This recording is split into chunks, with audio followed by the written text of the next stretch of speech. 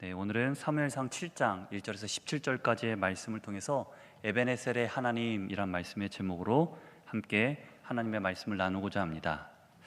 네, 아까 찬양 인도하시는 김경 목사님께서도 서두에 말씀하셨지만 특별 새벽기도 기간부터 말씀과 기도로 또 새벽을 여시고 오늘 저녁도 이 자리에 이렇게 기도를 하시기 위해 나오신 성도님들을 주님의 이름으로 축복합니다. 네, 우리 한번 옆 사람과 함께 이렇게 인사해 보겠습니다. 모이기를 힘쓰는 공동체가 됩시다. 네, 제가 또 이렇게 인사하자 하면 좀 싫어하실 것 같지만 하겠습니다. 내일 새벽에 뵙겠습니다. 네, 네, 점점 새벽에 뵙는 얼굴들이 줄어들고 있습니다.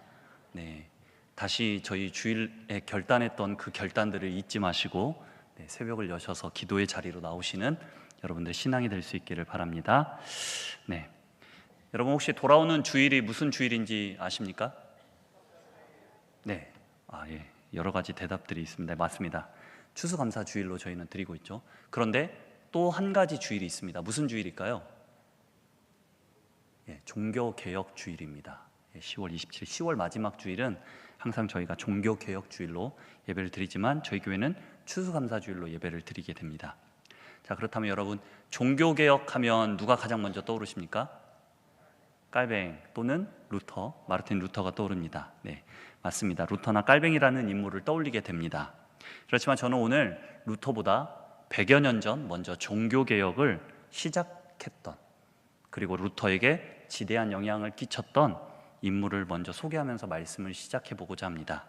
네, 사진 한번 보여주시겠습니까? 네, 저 인물인데요. 지금 사진으로 마주하고 계신 이 사람이 바로 체코 지역에서 태어난 얀 후스라는 사람입니다. 그는 1371년에 태어난 인물입니다.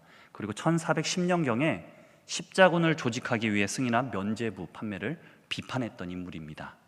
그리고 그가 집필한 교회라는 책에서는 물론 그 내용들이 카톨릭적인 성격의 내용들을 담고 있긴 하지만 그가 주장했고자 했던 중심의 내용은 이것입니다. 그리스도만이 교회의 머리이며 성도들의 머리이다. 교황이 아니다. 그렇기에 그 무엇도 그리스도를 대신할 수 없다는 것이다 라는 주장입니다. 즉 그때 당시 하나님화했던, 신격화했던 교황의 권력에 대하여 전면적으로 비판하며 성경이 담고 있는 진리에 대하여 선포하며 교회의 변화를 주장했던 것입니다. 제가 오늘 이 인물을 소개한 이유는 바로 그가 선포한 신앙의 진리, 말씀의 진리가 오늘 함께 말씀을 나누고자 하는 7장에 담긴 신앙의 진리와 동일한 성격을 가지고 동일한 주장이었기 때문입니다. 네, 우리는 지난주까지 4장부터 6장까지의 말씀을 통해서 언약궤 사건을 통한 하나님의 임재의 사건을 다루어 보았습니다. 그리고 지난주의 말씀 속에서 어떻게 됐죠? 드디어 언약궤가 어디로 왔습니까? 네, 벳세메스라는 곳으로 이스라엘 품으로 돌아오게 되었음을 우리 말씀 속에서 보게 되었습니다. 7장 1절의 말씀을 보면 벳세메스로 돌아온 언약궤가 이스라엘의 최변방 지역인 블레셋과의 그 분계 지역인 기럇 여야림의 지역의 사람들에 의하여 아비나답의 집에, 그리고 그의 아들 엘리야사를 거룩하게 구별함으로써 그곳에 언약궤가 놓여졌다라고 기록하고 있음을 볼 수 있습니다. 그리고 2절의 말씀을 보면 그렇게 거룩하게 구별되어 보관하게 된 언약궤가 들어온 지 얼마나 지났다고? 20년이라는 시간이 흘렀습니다. 그리고 그 20년이라는 시간 속에서 이들의 삶은 어떠했음을 2절의 하반절의 말씀을 기록하고 있음을 보게 됩니까? 2절 하반절의 말씀을 저와 여러분이 함께 다시 보시겠습니다. 이스라엘 온 족속이 여호와를 사모하니라. 네, 여기서 번역상으로는 사모하니라 라고 되어 있는데요, 이 사모하니라에 사용된 히브리어는 나하라는 히브리어입니다. 그리고 이 단어의 원뜻은 누군가를 보고 싶어하는 사무치는 감정을 나타내는 것이 아닌 바로 애통함이라는 뜻을 가지고 있는 단어입니다.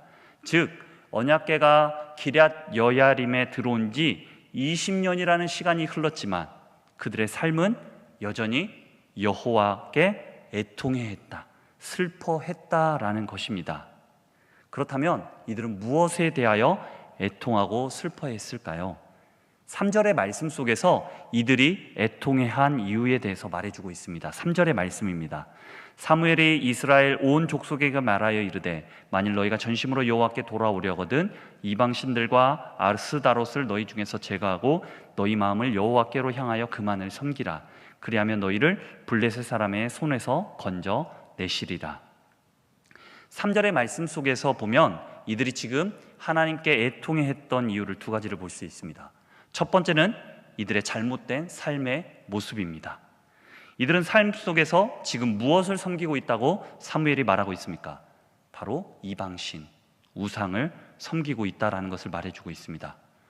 그렇다면 하나님도 섬기고 우상도 섬기고 지금 무엇을 하고 있는 거죠?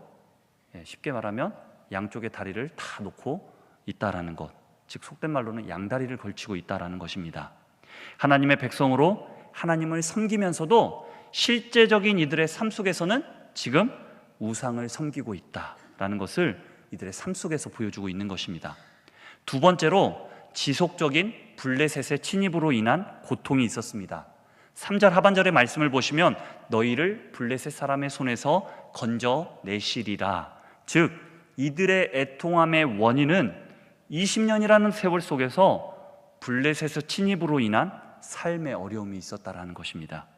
그런데 이러한 어려움이 온 원인이 어디에 있다라는 것입니까? 바로 우상을 섬기고 있는 이들의 삶의 모습 속에서 그 원인이 있었다라는 것입니다.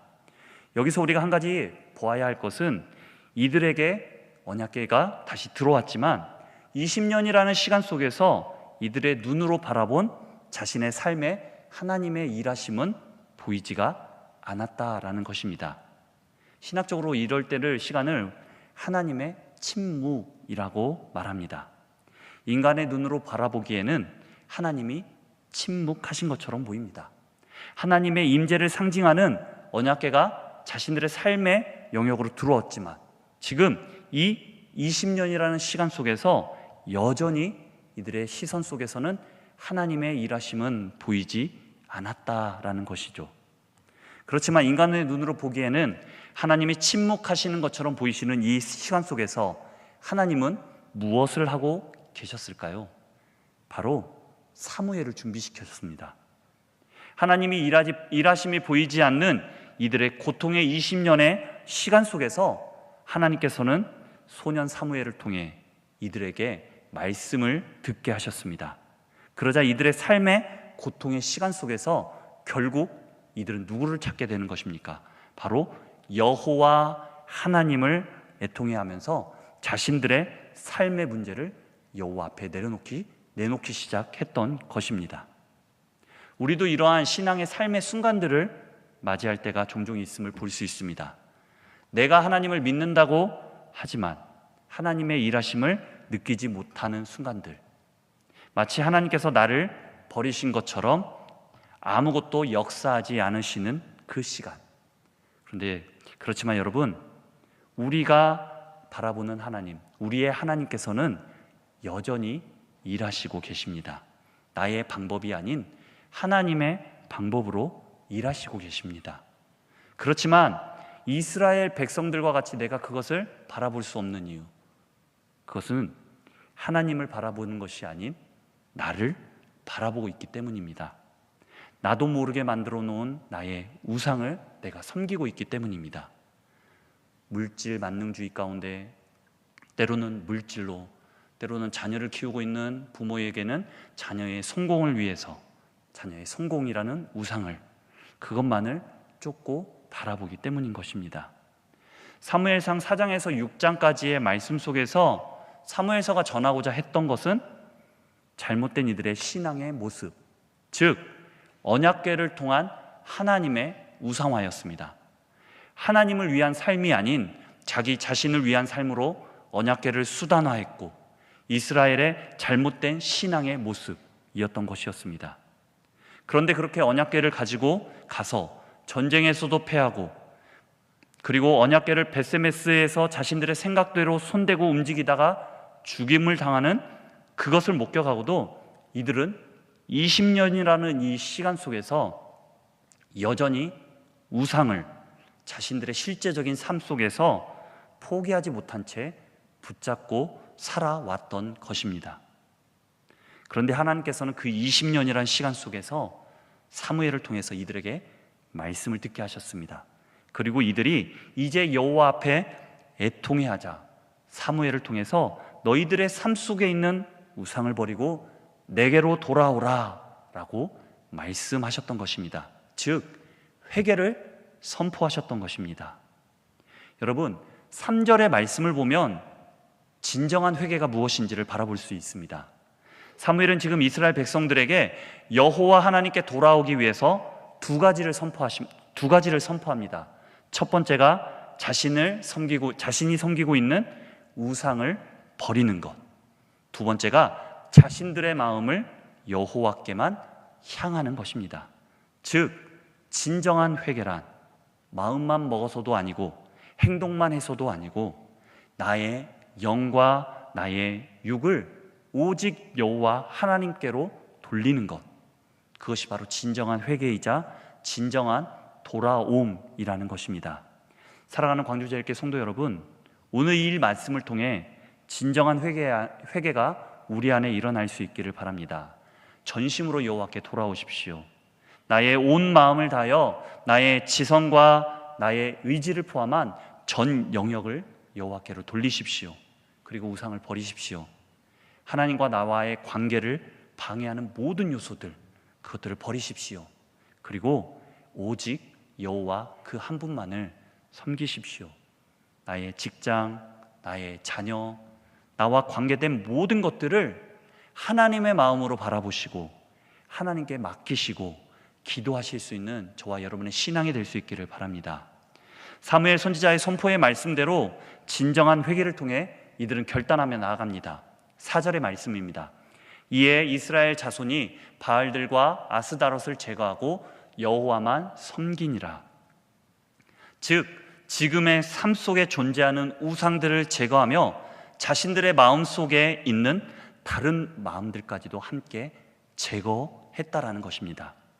이러한 이들의 결단의 모습 속에서 사무엘은 이제 마치 굳히기를 들어가듯이 이들에게 미스바로 함께 모여 여호와 하나님께 기도하며 나아가기를 원합니다. 미스바 집회를 통해서 사무엘의 역할을 두 가지가 있음을 알 수 있습니다. 5절의 말씀을 보면 사무엘이 이렇게 선포합니다. 내가 너희를 위하여 기도하리라. 즉 제사장적 역할을 통하여 하나님과 이스라엘 백성들과의 관계를 회복을 위해서 다시 중보자적 역할을 자처하기 시작했던 것입니다. 두 번째로 사무엘의 역할은 6절의 말씀을 보면 이스라엘 자손을 다스리니라 입니다. 6절에서 말하고 있는 이 다스림, 일반적인 통치와 권력자로서의 다스림이 아닌 이들에게 선지자로서 하나님의 말씀을 선포하며 하나님의 말씀을 전하며 그 말씀을 가르치는 자로서의 역할을 뜻하는 다스림입니다. 즉 사무엘이 이제는 선지자로서 하나님의 말씀을 선포하며 그러한 자신의 역할을 감당했다라는 것이죠. 자, 그런데 이상한 일이 일어나기 시작합니다.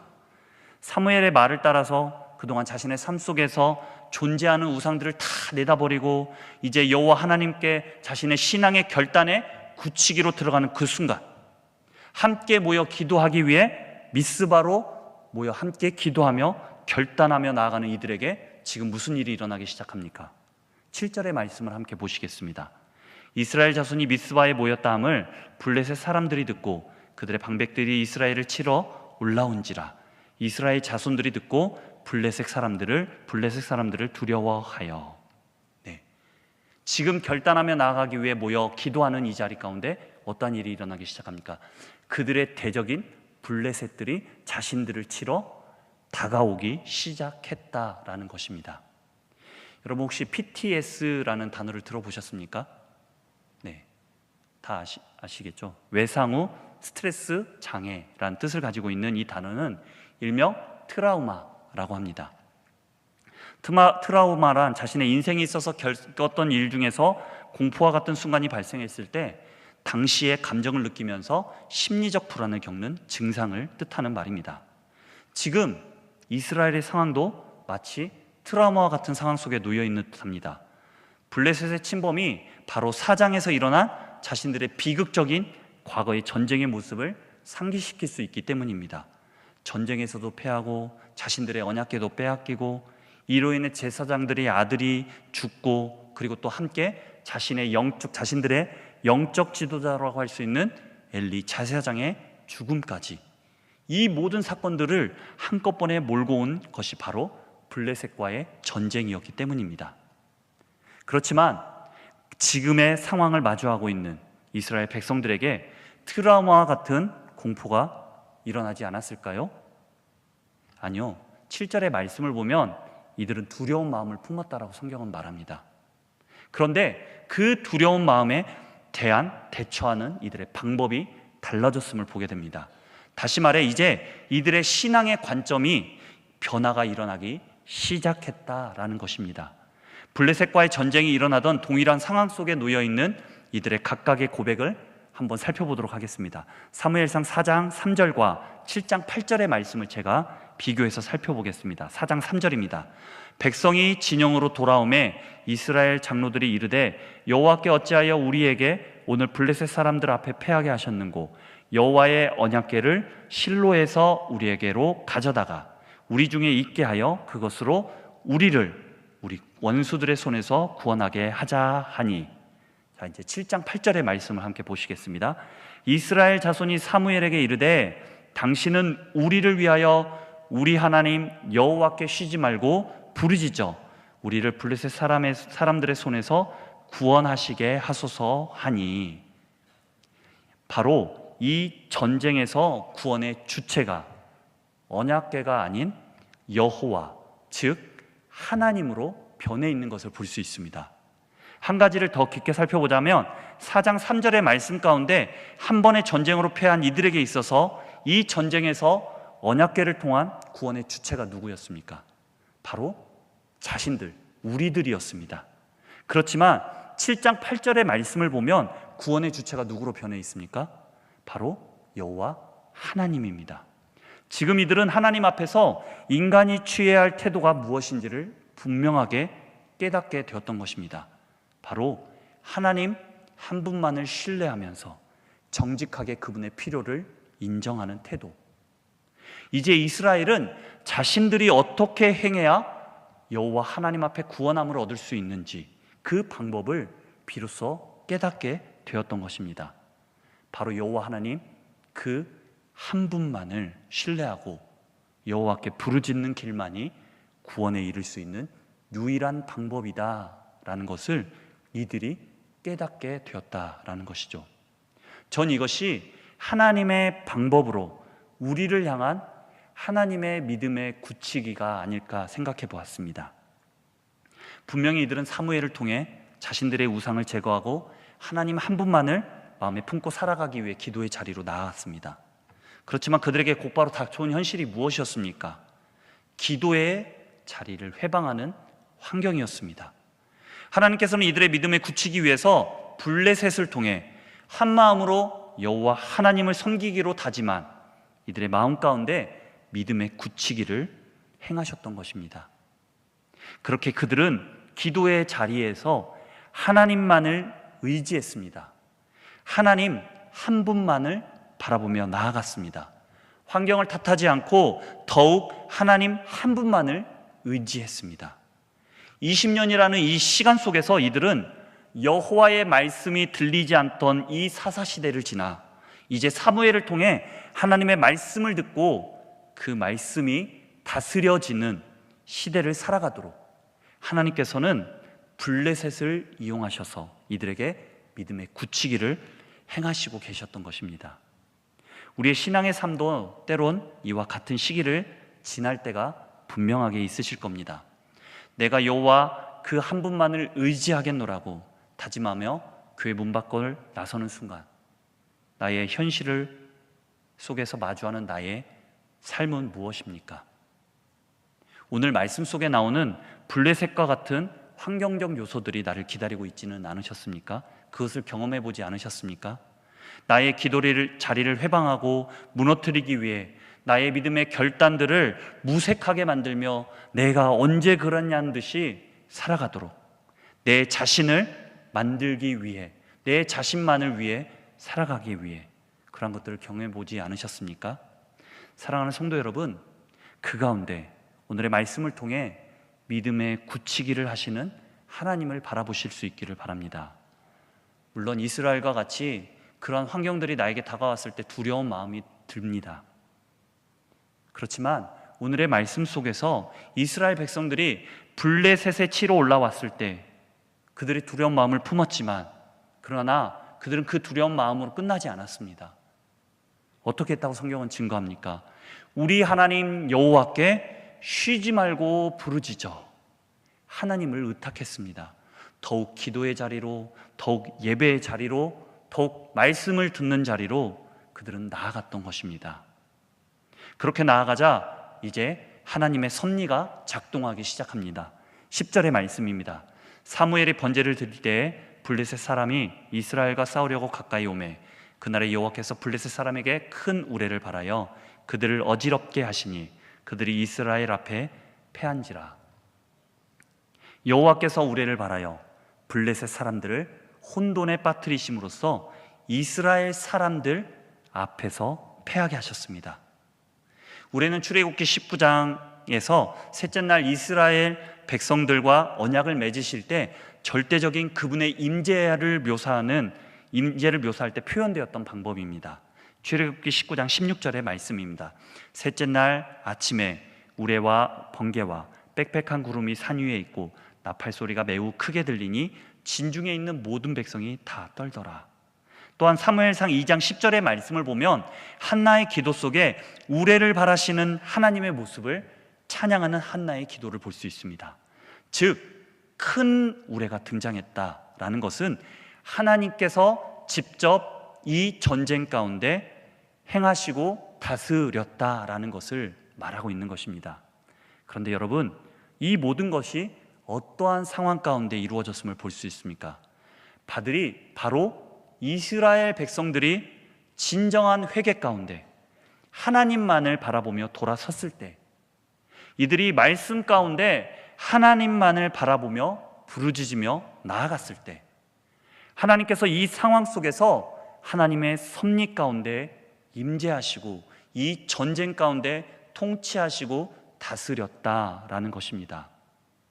이러한 하나님의 다스리심과 이 전쟁 가운데 통치하심을, 그리고 또 이 전쟁의 승리를 기념하기 위해 돌을 하나 세우며 이 자리의 명칭을 에벤 에셀이라고 칭합니다. 여기까지 도움을 주시는 하나님, 장소와 시간을 뛰어넘어 도움을 주신 하나님. 그런데 과거 이 에벤 에셀, 같은 이름으로 불리던 장소에서 이들은 어떠한 자들이었습니까? 언약궤를 의지하며 전쟁 가운데 나아갔던 자들이었습니다. 그리고 패배를 경험했던 자들이었습니다. 그러나 그들은 지금 이 이름을 다시 기념했습니다. 이들이 과연 무엇을 기념하기 위해 이곳에 이 돌을 세우고 자신들이 전쟁에서 패배했던 장소와 동일한 이름을 세웠던 것일까요?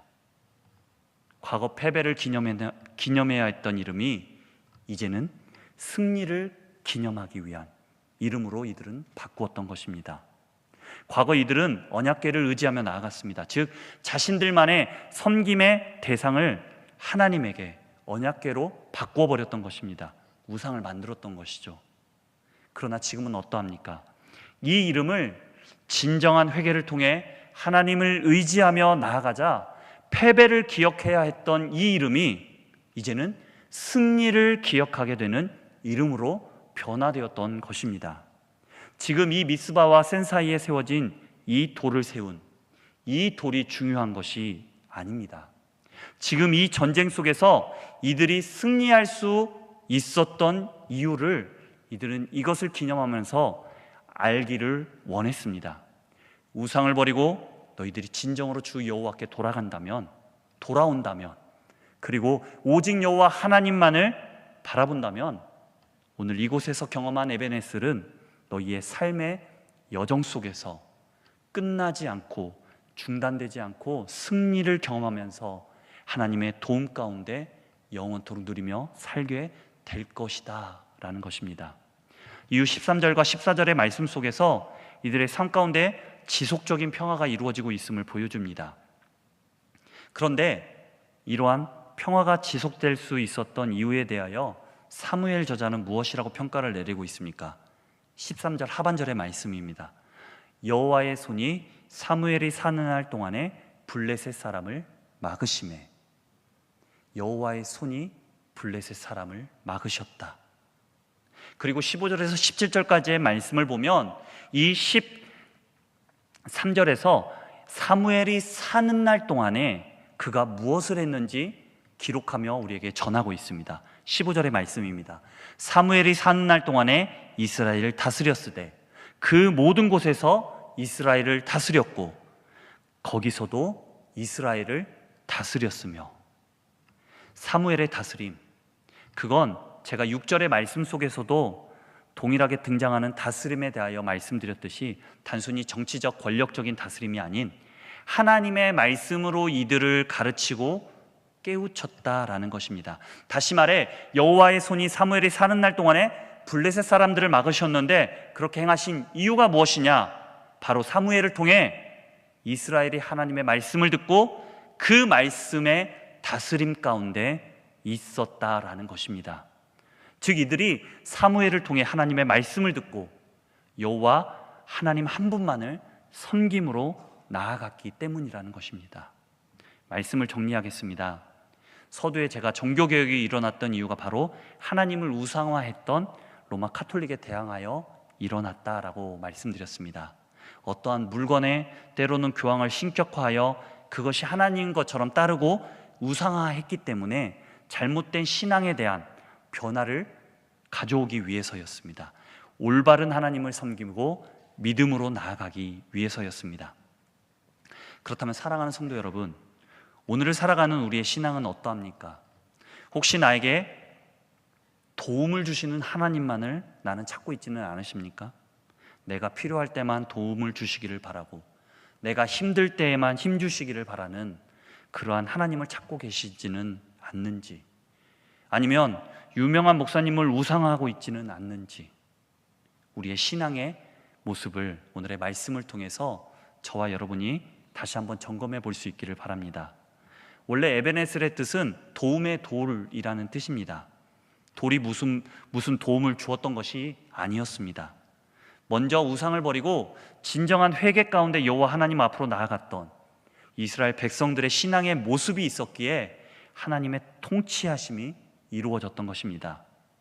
이들에게 이 돌이 승리를 가져다 주신 것이 아닌 이 돌의 의미를 기억하며 하나님의 말씀 가운데 여호와 한 분만을 바라보며 나아가기를 원했던 사무엘의 마음이 곧 하나님의 마음이었던 것입니다.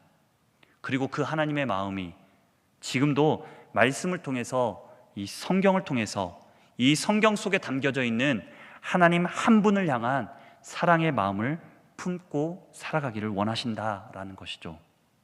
오늘 이 말씀을 통해 저와 여러분의 신앙이 진정으로 여호와 하나님께 돌아와 하나님 한 분만을 섬기며 내 안에 있는, 나의 삶 가운데 있는 우상들을 제거하기를 원하시는, 버리시기를 원하시는 하나님 한 분만을 섬기며 그 하나님의 마음을 바로 알아. 오늘 이스라엘이 우상을 제거하기를 원하시는 하나님의 마음을 바로 알아. 자신들의 우상을 제거하고 오직 여호와 한 분만을 갈망하며 부르짖었던 것처럼 우리 교회가 사람이 아닌, 어떠한 물건이 아닌 오직 살아계신 하나님 한 분만을 바라보는 신앙이 될 수 있기를 주님의 이름으로 소망합니다.